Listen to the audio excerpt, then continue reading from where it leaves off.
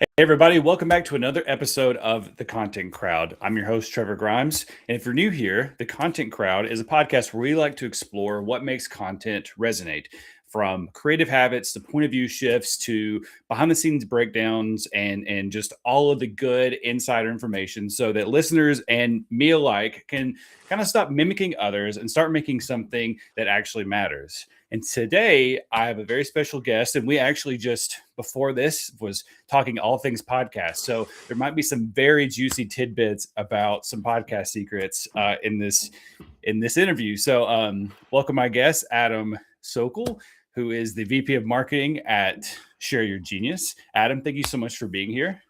Thank you for having me, Trevor. I am excited. I hopefully will give those juicy tidbits to keep people's attention and keep them listening here. Yeah, hopefully I didn't accidentally overpromise something you're not allowed to share. No, but, I'm ready. But I'm pumped. I'm ready. Hopefully I can meet the expectations. Yeah, so just to start off and give people some context to like why I just threw you under the bus and said that you're going to give us all the juicy podcast secrets. Just tell me a little bit about like what you do for Share Your Genius, and I always like to say, what do you tell people you do at parties, because that seems to be kind of like, if you're in a group full of non-marketers, it's the hardest thing to explain. Yeah, I love it. So it's gotten, since I came over to Share Your Genius, it's gotten much easier to describe what we do at parties. I'm 40, so I don't go to too many parties now. But when I do, I tell people Share Your Genius is a content agency. We specialize in video production. So think like podcasts, think event capture and production, think thought leadership content. If you have executives or internal subject matter experts that you work with that you want to put some content out there, we specialize in building all of that out for you. Everything from the strategy to creating the shows to doing the post-production, and then taking all that content and turning it into a full content engine for you. So helping you turn all those shows and videos into newsletters and thought leadership blogs and pillar reports and all that good stuff. So, and I'm our VP of marketing here. So my job is to do what we're doing right now, which is tell the world about what we do and hopefully fill our own pipeline. Yeah. No, you first of all, you said you just kind of like dropped your 40, which is crazy. I didn't know that. You look very good. I would have thought you were in your 20s. So thank you. You know what? I've hit the age now. I'm going to tell people that. And if I get that compliment, I'm going to take it. I appreciate it. Yeah, no, that's completely sincere. When you threw that, I was like, he's got to be joking. There's no way. Also, like, I don't know why I made the question, what do you do at parties? I've also probably not been to a party, and by a party, it was probably like a get together after like work and yeah. So it's one of those where it's like when I think about that, I'm actually like describing to like my family who still like they have no idea what we're doing or anything.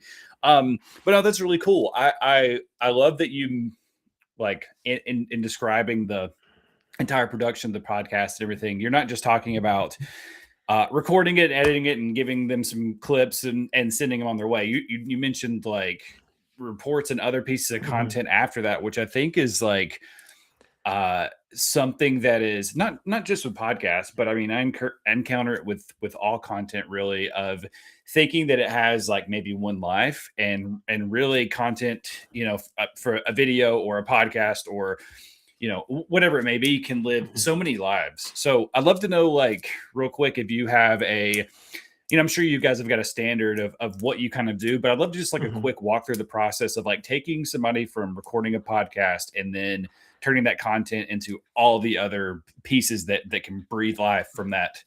Yeah, 100%. That's a fantastic question. I love that. So my background is in branding content strategy. And so one of the things that I do here at Share Your Genius is I'll talk to clients and I will do a content audit for them, because to your exact point, like when 10 years ago, 15 years ago, when people started hearing about podcasting, exactly what you said, it was like you record something, you put it on Apple Podcasts and you hope for the best. Whereas now, all of the different tools, we're on Restream right now, Riverside, all these different places that you can record content. Not only does it give you really high quality video that then you can take and cut up into shorts for, LinkedIn or YouTube shorts or Instagram or TikTok. Obviously that's like the first level, but you also get access to the transcript. And when you have a transcript, you can do so many different things with it. Something I love, like we're a very small marketing team, but I'm able to produce content equivalent to a team that's substantially larger than mine, because there's AI tools. Everyone knows about ChatGPT and Claude, Perplexity, whatever co-pilot, if you want to call it, you use, like it's obviously a skill set to understand how to prompt these things. But like when you get these transcripts, the coolest thing is like, we can take this conversation and I can, put it on one of those tools, and I've built out our own agents that understand my voice and our branding. And once you do all of that, I can go in there and say, hey, take this transcript and build it out in Trevor's voice about, insert topic here. And it's not going to get you all the way there, but it's going to get you partially there. It's going to get you 75% of the way. Then you can go in there as a content specialist and clean it up. And so what's great about that is like, I will take content that we've done and I will turn it into a thought leadership blog. Anything I record with anybody is going to be a written piece on our website. That's like boilerplate. You should start with that, because people think SEO is dying because of AI, but it's really just understanding that maybe people aren't going to click through, but they're still going to get answers when they go to ChatGPT or Google and search for things. And if you're coming up as the answers routinely, they're going to learn who you are. They're going to understand, where you're at. And the reality is, I love podcasts, I love video, but you have to meet people where they are. You might have people in your ICP that don't listen to podcasts. They don't really go on LinkedIn, but they open up your newsletters.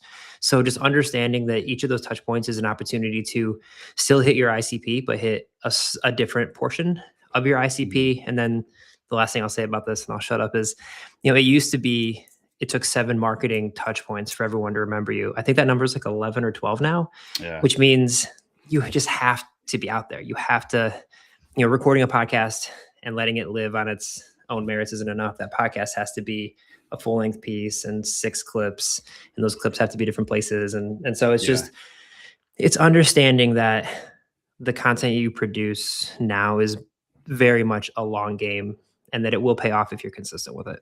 Yeah, no, I love that. I mean, I think,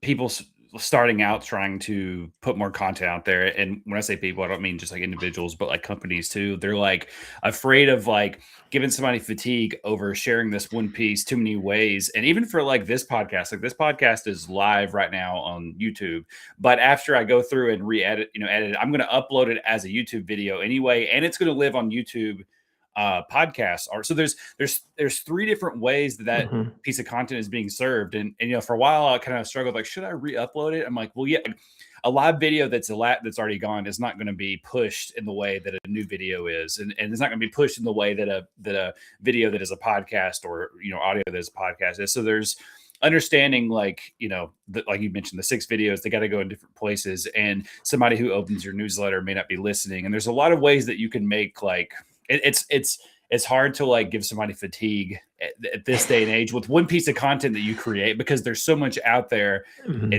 I would venture to guess that each person that follows you on LinkedIn or in your newsletter is not in all these other places also. Yeah, there was a conference I went to a couple years ago. I don't think it was SaaStr, but like I don't even remember who was giving the presentation, and I don't remember the data point they were putting up there. But I just remember this quote. They literally said, like, the moment you as a marketer get to the point where you are exhausted saying something out into the market, that's when it's just starting to resonate. She basically was like, if you have a tagline or a campaign, like sometimes you have to run it for 6 months. And you as the marketer, you're like, you're putting it, you're like, God, I gotta figure out another way to film a short form video to say this exact same thing in a different way. But it's like, you need to be consistent, because there's so much content now and there's so many different places people can ingest it. You just have to, like, it's just part of the game now, is understanding like it's quality over quantity still, but quantity matters as well. Yeah.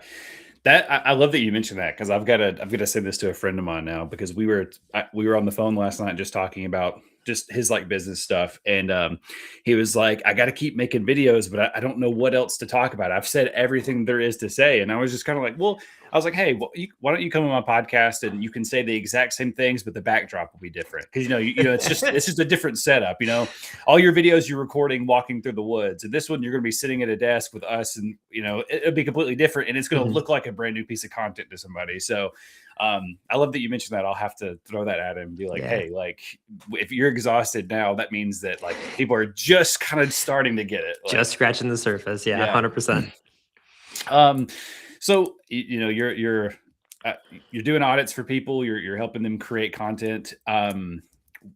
what is your like, I don't know, maybe not selling point, but proof point to like doing podcast and doing video and kind of doing like all the things? Because I think like, we're at this point where it seemed like people were starting to grasp the like how important video and all those things are, and now it seems like people are, and when I say people, again, I just mean people who are getting started are kind of like pulling back from it. It's almost like, why would I record a podcast? There's so much out there. Why would I make a video? There's so much out there, but there's still room to grow. There's still data points pointing that should be the thing to do. So I'd love to know, like, sort of what are your proof points on those kind of things? Yeah, so this is the part where I'll give some juicy nuggets and some data points that hopefully will interest people.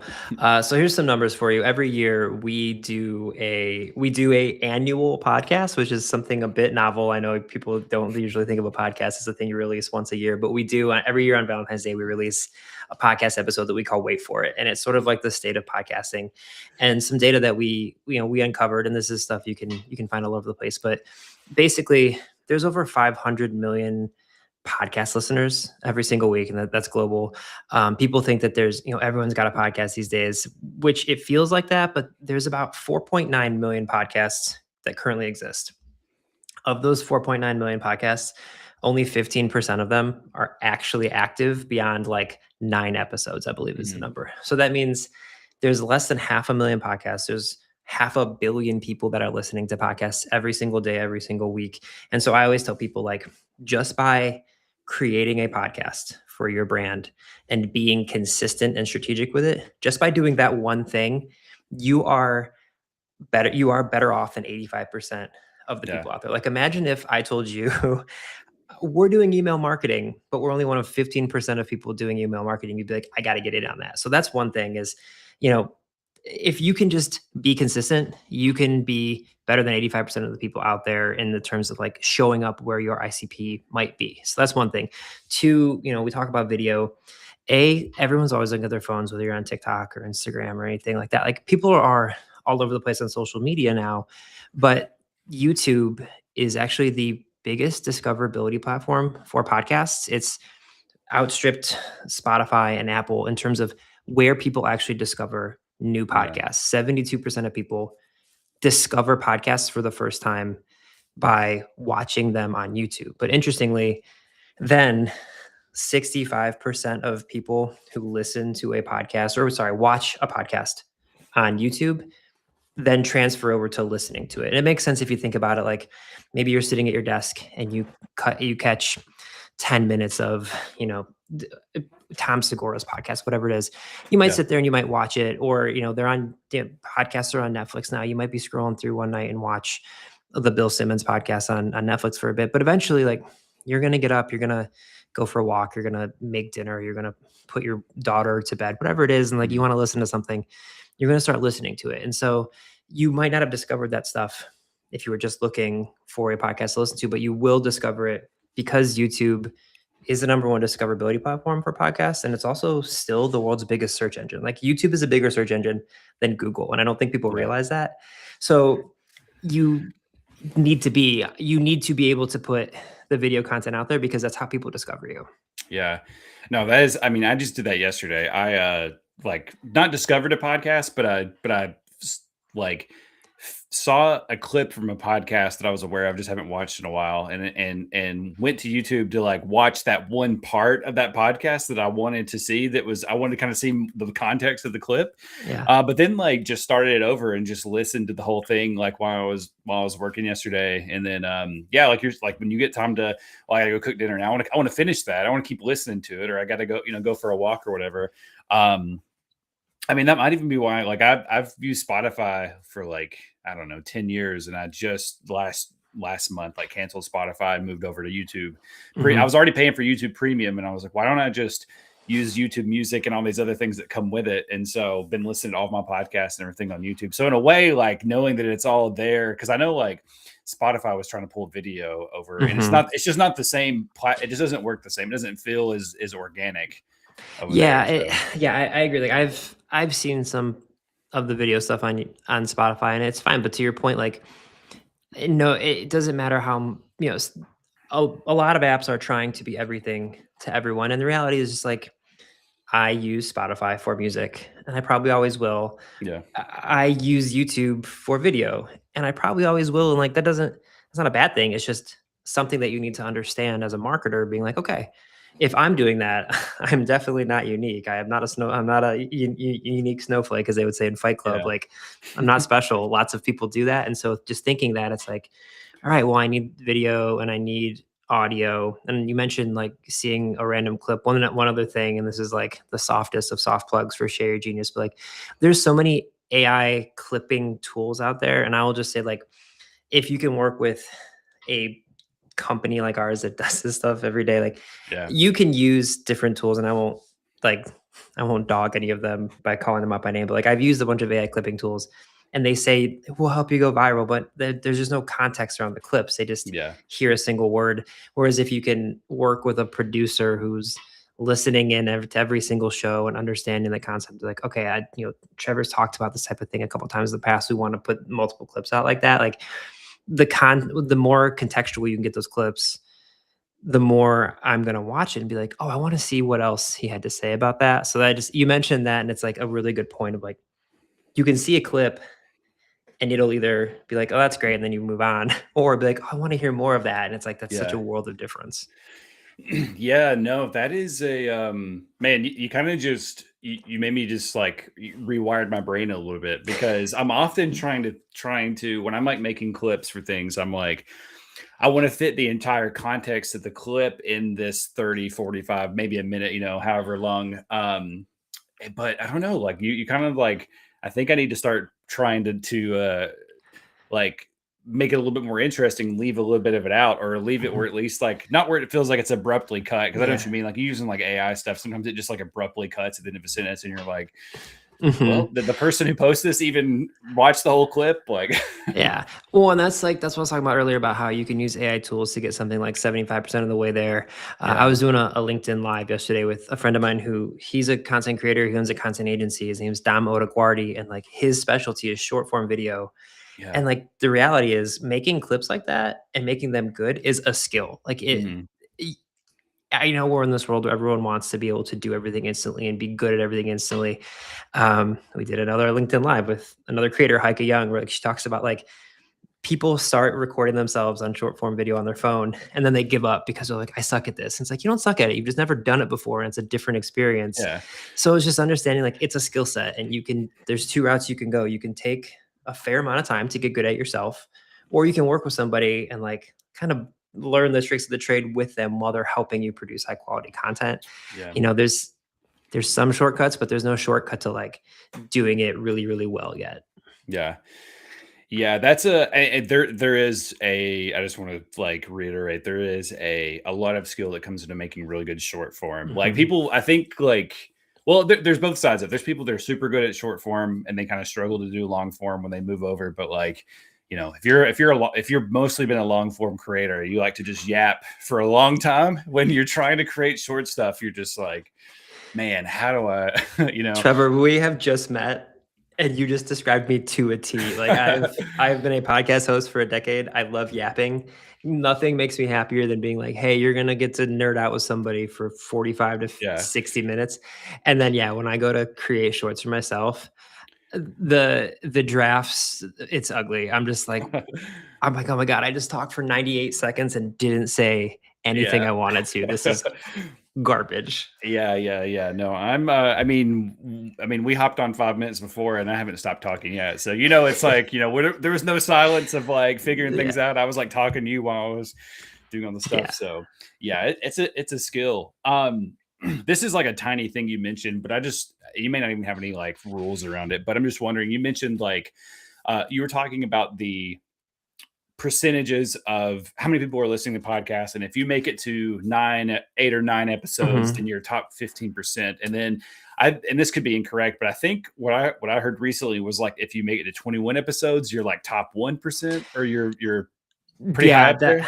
yeah, I don't have the exact stats, but I would have to imagine that's accurate. Like, Yeah, yeah, podcasting now is something where our CEO Rachel talks about this all the time. Like, when we have people that come to us that want to work with us, one of the questions she'll ask during like the strategic conversations we'll have at the beginning is, Do you have a podcast idea or do you have an episode idea? Because Mm, people will think they have like, oh, I got this podcast and I'm gonna talk, we're gonna do it. And then like she'll help them understand, like, no, what you just described is like a really interesting 90-minute conversation, but it's not mm, 15 episodes across a season. And I think what ends up happening right now is like you doing a podcast is such a low entry point. Like mics are yeah, cheaper than ever. You can get ring lights and stuff like, and you can, you can put your stuff out there really easily. But I think what ends yeah, up happening is people do those first few episodes, or like you said, 20 or less, and then they're like, I don't know what to do, man. yeah. And so they just kind of abandon it. Yeah.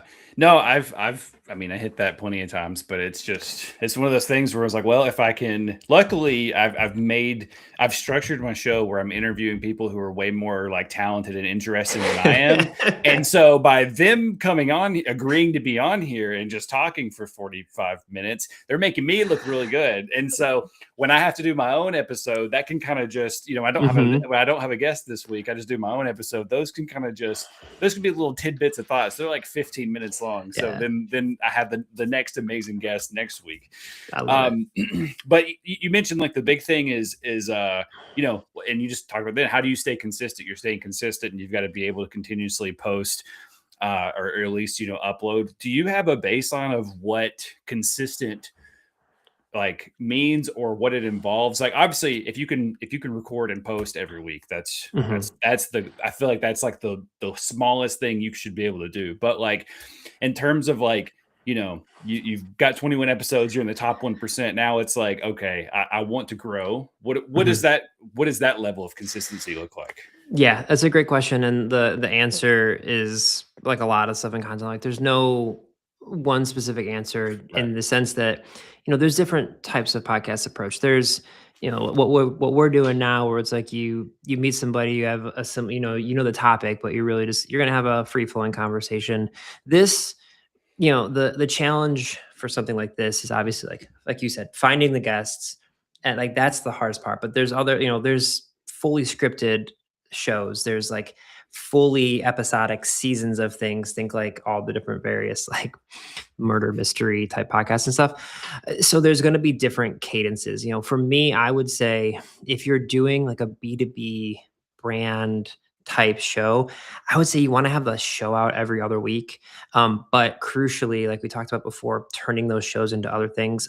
I am of the belief you should be putting short form video on your LinkedIn, on your Instagram, on your YouTube, like 3 to 5 times a week, like Mhm. almost every single day, because it's not overwhelming. The majority of people aren't going to see every single one of those Yeah. videos. And it's also they're 30 to 60 to maybe 90 seconds of a show that you've already done. And you want to get that discoverability out there. If there's written stuff, like I'm more of a writer on LinkedIn than I am. I just got done saying how bad I am at doing short form video, unless I have our team editing it for me, which I know if I'm editing for myself, I'm like, this is going to be brutal. I'm just going to write my thoughts.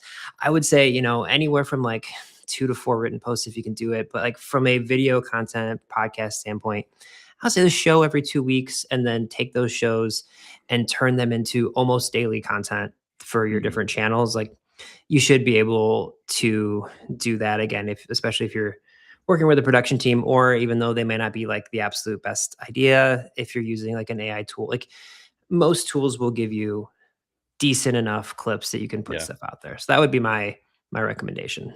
Yeah. No, that's helpful. Yeah, because I know that like being consistent means a lot of different things. But finding a place where you can be consistent in a way that is also like beneficial. Because I think like another thing is just like running out of ideas, and then if you keep having ideas, just keeping up the will to keep going, and Hmm. fight through all of it. So I think having a goalpost like that of like, yeah, if I can just make 3 clips a week and I can make 4 written posts a week, like I Hmm. can handle that, and that at least keeps me going and gives me some hope that this this thing is going to carry on.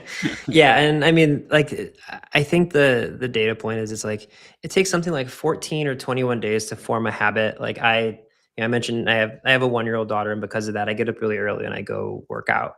Yeah, I'm not saying that because I'm like a tech pro. I kind of am by default, but like I'm not telling everyone like I get up this early and Oh like no, if we work in SaaS, are we tech yeah, bros? that's the Oh thing is like no. I'm not one of those people who's like I get up, by the time you wake up, my day's done. It's not one of Yeah, those, but I have found because I consistently get up in the morning, like it gets easier and easier to wake up. And the same yeah, thing with like creating the content. If you can like quote unquote force yourself to get like a month where you're like, I'm going to be diligent about and you can schedule this stuff too. Like you can create all the clips and then you can schedule them all on Monday morning to go throughout yeah, the week. And same thing with like your written post. But like if you can dedicate yourself to being like it's kind of like meal prep. If you can go like every Sunday night, I'm going to schedule out my 3 or 4 LinkedIn posts and my YouTube shorts. yeah, If you can just be diligent with that for like 2 to 3 weeks, it'll just become habit and it'll be much easier to do. So like that is where people who fall off doing this stuff where they do fall off because they just don't make it part of their schedule. yeah, I literally block time in my calendar where it'll say like social content or like social outreach and like what gets scheduled gets done. yeah, Um, and like if it's on my calendar, I'll do it. But if I yeah, if I don't put it on there, I'll be like, whoops, it's Friday afternoon. I didn't do anything this week. yeah, That's yeah. bad on me. Yeah, same here. Gotta have something annoying like to remind me of Yeah, what I'm doing. Yeah, so I've been asking you a bunch of questions about different things, so I'd love to like kind of give you the opportunity to brag on yourself a minute, and I'd love to like, sure. well, talk about something that like a piece of content or a campaign that you worked on that you were like really proud of. Yeah, absolutely. So I used to, before I was at Share Genius, I was at a company called Orem. It's a live conversation platform. Basically, it helps connect your sales teams with prospects over the phone. It's like specifically for cold calling and outbound dialing. It's a very hard thing to do. When you are making cold calls, you get rejected a lot. Listen, Mm, I loved promoting the tool. I would answer cold calls to see how people interacted with me, but I didn't like getting cold calls. No one does. So there's a lot of like negative connotation around sales development. And so yeah. we created a campaign called Sell Yeah, which was like a play on Hell Yeah. And the entire idea around it was like loud, bright colors. It was a really simple thing people could say. And it was all about flipping the script from like, I have to sell to I get to sell, like Mhm. shifting the mindset of sellers to create opportunity. It's like, oh man, I don't have to do follow up. I get to do follow up. And it's something I think about in my life relentlessly. Like every challenge can be an opportunity. And I know that's lots of like woo woo leadership book type stuff. I literally have a stack of leadership books next to me. So maybe I am a tech bro. But this Sell Yeah campaign, it was specifically designed just to be like a rallying cry for people to understand like this is an opportunity. And like the ICP of Orem is sales leaders and then sales development representatives. And that ICP really buys into like the psychology of like hyping yourself up and like doing these things. Like for salespeople, if they can like get good vibes and they get like if they call somebody in the morning and they book a meeting, like they are more inclined to keep Yeah. calling and trying to keep going. So this Sell Yeah campaign was, we did a bunch of like branded hoodies. I jokingly told our demand gen person there, I was like, I just want a bright orange hoodie that says Sell Yeah on it. And I'll be happy with this campaign. And we Yeah. got those. And like, they were like, I'm talking like traffic cone orange. Yeah. Like when we first opened them, we were like, oh, this is actually bad. Uh-oh. But like people went nuts for them. They wanted them Yeah. all over the place. And it just like, it had this opportunity and we succeeded because people just got excited. It was really simple. But yeah, it was just Sell Yeah in all caps, an exclamation point. We did a bunch of virtual like events around it and different stuff, but it just stuck. It was something Yeah. that like 2 years later, I was at an event, someone was like wearing a Sell Yeah t-shirt. And I was like, all right, absolutely. That rules. Like it was so Yeah. that was really cool. I was really proud of that for sure. No, that's incredible. I don't want to get too much into like the psychology of things, but I'm interested, like, why do you think, or maybe not why you think, like you probably have the data to support some of that, but like, how did just changing the mindset of like, this is what I have to do for a job from I get to do this as a job. Like, how do you think that Mhm. did it change the way the sellers talk to people, and it made those people more receptive, or were they, and not to get too woo woo like you said, but did they feel the energy, through the call, and they were just more hyped about buying something because the person selling was hyped? Was it? Yeah, I mean, there's all like there is data around like if you're like people say you got to smile and dial like, and it's true. Like if you are smiling on the Mhm. phone, there is like there's scientific data that's like the people you are talking to on the phone can like feel that energy, Yeah. and so it was really just this thing where if you watch a group of sales development representatives call on like a sales floor, like you can feel the energy. I was really fortunate to get to go see some customers and like people who were in office, and Mhm. you can feel that energy, but like the majority of companies aren't in office anymore. I work from home. I love that I work from home, but like from a sales development representative standpoint, it is a job where you are either making cold calls or you're sending cold emails or you're trying to do cold like LinkedIn selling, and you get rejected a lot. And like from Mhm. an email and a LinkedIn standpoint, those rejections are usually passive. Like people are just not responding to you. If you make cold calls and people pick up the phone, you're you are probably going to get rejected because the majority of people aren't going to book a meeting with you and they might not be too happy about it. And so like it is a psychological thing where like if you get told no 15 times in a row and you're sitting in a room or your family room by yourself, you can just start to beat yourself up. And so it was just like trying to remind people constantly, like, it's an opportunity. You get to do this. Like, how lucky are you that you have this opportunity to hit quota, to increase your, the amount of money you're making?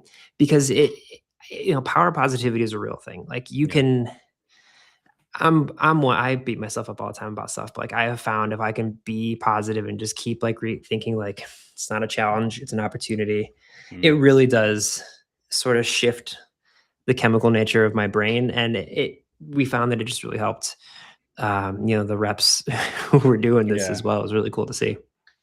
Yeah. Yeah, I think that's super powerful. I think it's a good reminder for all of us, like, even when work is not challenging, I think like thinking about like it's just I'm doing like something boring or whatever. Like, oh, it's an opportunity to, like, I mean, when you really think about it, like it's super cool that I write for a living, or I create content for a living, or Yeah. whatever. Like sometimes I think we get behind that because it's like, oh, I'm a tech bro creating content for a SaaS company or something. But like, I mean, honestly, it's pretty awesome that I'm not like, you know, uh doing hard manual labor that I Mhm. wouldn't like. I'm getting to write or create for a living. Like that's pretty crazy. Yeah, I think about that all the time, like, then we can get off this topic. I'm sure people are like, "All right, that's enough, like, agreeing with each other," but I will say, like, Yeah. the way I try to think about it, and maybe people can do this too, is like, I think about, like, if I told 20-year-old Adam, like, "Hey, you're going to be doing a job where people are gonna be asking you questions specifically about the thing you do, but, like, you're gonna get to yap into a microphone." Like, I remember the first time I listened to podcasts, and I was like, "Oh my god, how do I do this? How do I get to be the one who like sits and just has long form conversations with people?" I was Yeah. obsessed with them from the jump. So like that's the way I think about it. If I'm like having a hard day, I have to remind myself like you get to hop on and do an hour long conversation with somebody about stuff that you are crazy passionate about. Like Yeah. that rules. That's awesome. Yeah. So that's the way I try to think about things. Yeah. Yeah. That's super helpful. Just so like a good mindset. Gotta remember how good we have it. Yeah. Um, does that so I mean, does that sort of thinking translate or make its way over into like how you create content? Like when you're creating content, are you coming from a place of like, I'm smiling while I'm writing this, or like this is like an opportunity while I'm creating this, while I'm outlining this draft, I I try to, for sure. There's absolutely I mean, you're right about, like, no matter how much positivity you can try to put out in the world, it's still a job, and, like, yeah, there's evenings when I'm building, like, like, marketing deck, or I'm doing an audit for a company, and I'm, like, looking through their content, and it's, like, there are moments where I'm like, "Oh my god, this is tedious," but, like, I try to. I try to, like I try to approach every day being like, okay, this is like I have an opportunity to either like learn something or change someone's day for the better or teach somebody something as I like, step into a VP role. Like I'm starting to realize like, oh, I actually know things that other people don't. This is great. Yeah. So I do try to be like, okay, what's something I can do today that puts some positivity out in the world. So yeah, I guess I haven't really thought about that way, but yeah, I guess I do sort of approach content in my daily like life. Like how can I approach this as an opportunity and not a challenge? You need to think of, obviously, like when it comes to content creation, we don't have as good of a play on words as sell, yeah, but you gotta find something. Like we need a campaign for us, for Listen, the creators. I am like forcing upon my team like just let's talk, like just very Yeah. straightforward because that's what we're doing. I'm still workshopping it though. I'll get back to you if I can come up Yeah. with a good Okay. one. Like so, yeah, Okay, I'll yeah, let's we can talk about it off air love sometime it. for some fun, because I love wordplay type stuff. Like I need to like trademark it maybe, because it's probably been stolen, but I had like a short like 3-day like email course that I did that was called like misconnections, because it was like Mm, that's your opportunity to reconnect with the person, like going back to the Craigslist or like the old yeah, like misconnect. So I love like things like that. That's like a 100%. yeah.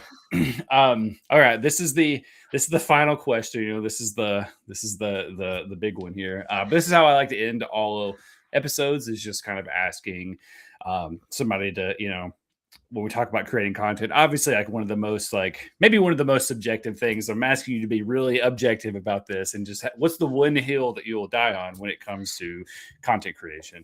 Yeah, content about content is the worst thing in the world. So like if you go on LinkedIn and people are like, this thing is dead, or like, here's how I can tell your post was written by AI. And it's like, just Yeah. stop. It's so exhausting. When I was at Orem, it was cold calling is dead. And now it's like content is like, I can tell this was written by AI. And it's like, Yeah. great. So can everyone else. Who cares? Like you can just either have a genuine or original thought, or you could just say nothing that day and it's okay. The world will Yeah. continue moving on. So like Yeah. just I always tell people be anything but boring. Like if your content makes me happy, makes me angry, makes me sappy and sad, at least I remembered you.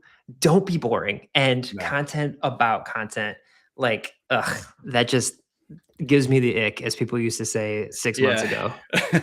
Well, so I think this is a very interesting like thought. And I interviewed somebody like a few months ago, and he owned like a video agency, and he was like, I don't create content around like video stuff. Like sometimes I will if I do something really cool, but like I'm just like creating stuff that is like cool and interesting to me. So I've been kind of like battling with that, because as somebody who is, creating content and to hopefully educate somebody, like how do I create things that are not about the things that I am trying to educate on? You know Yeah. what I mean?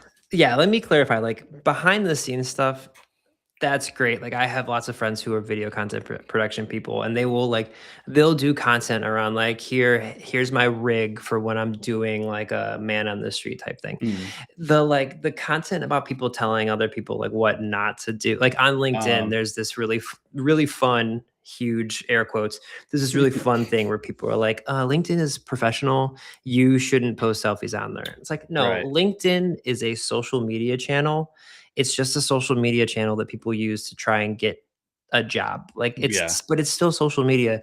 And Yeah. at the end of the day, like if people follow me on LinkedIn, you're following Adam. And part of Adam is I'm a dad, I'm a runner. Yes, I'm a VP of marketing, but Mhm. I'm also a writer. I also like food. I also have a cute dog. Like I'm gonna post about all that if I feel like it, or I'm not going to. And you'll never Yeah. see me be like, you shouldn't be posting that, you know, matcha latte you got. Like it's not for me, but just I don't need to interact with it. So yeah, this the Yeah. people that are like, this thing is dead, or like you shouldn't do this. It's like I I will die on get you. that hill. Yeah. Yeah. No, I that totally makes sense. Yeah, I agree. I think like, there used to be times where you're afraid to like post a picture of yourself on like LinkedIn, but Mhm. now it's like, I mean, if I'm on LinkedIn, I'm almost looking at it the same. If I'm not actively looking for a job, then I'm probably just on there to like grow a network. I mean, we don't for a generation or a majority of the workforce that works from home, like that's our like I need to see what these people look like. And like, I Mhm. don't know how tall any of my coworkers are, you know, I need to see some pictures for comparison. You know, I need to see them standing next to like a street sign, Mhm. you know, while they're on a walk holding their latte or whatever. So I can, you know, start gauging how tall somebody is, you know, I got to Yeah. know. Yeah, Yeah, I think it's just like people for a long time on LinkedIn specific. I'm talking about LinkedIn specifically, but like I yeah, think when there's a professional connection, people were like afraid to be themselves because they were worried their brand or their company was going to see it. I will say now there is much more brands are understanding that like the people of their company can be incredible influencers, creators, subject matter experts for them. And so that it is like there's this turning of the tide where they're letting them be the versions yeah, of themselves. I've just been, and maybe it's because I'm a white man and I've been like bluntly, like just like brazenly aware of that my whole life. I've just kind of always been myself on every social media platform. And sometimes it's done great. And sometimes people have been like, "Mm, not for me." And like, that's okay.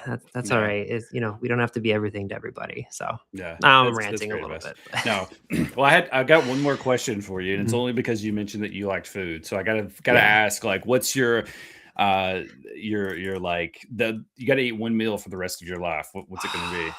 Oh man, that is such a good question. I'm gonna say so I'm a vegetarian, but that Okay, the vegetable lasagna. I would eat lasagna. Like okay, I eat lasagna like Garfield. Like it's bad how much lasagna. So I would say I think I would say lasagna.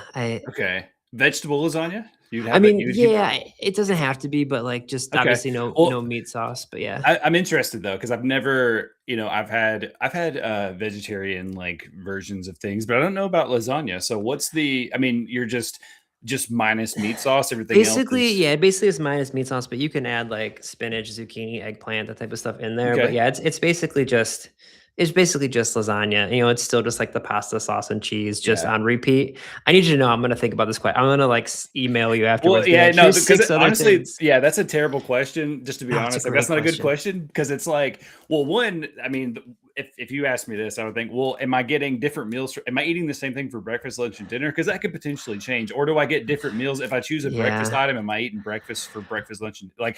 There's a lot of rules that I need to know before I make an Yeah. informed decision. I think my other answer would be a breakfast burrito because it is safer Yeah, on all. that's But so yeah. what would yours be? Would like just to put you on the spot too? I think you know, if it was like a year or two ago, I probably would have chosen something different. But I think now, like when I think about it, I think pho, I think would be because Yeah. I could it's a lot of variants, but I love how it's like it's not it's not as savory as like ramen broth, but it's still pretty Mhm. savory. It's I like the combination of cilantro and lime and jalapeno, like Yeah. those things, the fresh the sprouts of some kind in there, you Mhm. know, and then like if you want to meat or not, like you can do without meat, and it's still pretty awesome. So I think That's a I think I good could do that that's breakfast, lunch, and dinner. I think I yeah, could do that's a that. good answer. I will say pho is one of those things, like, there's been a ton of really good, like, impossible meat replacement things.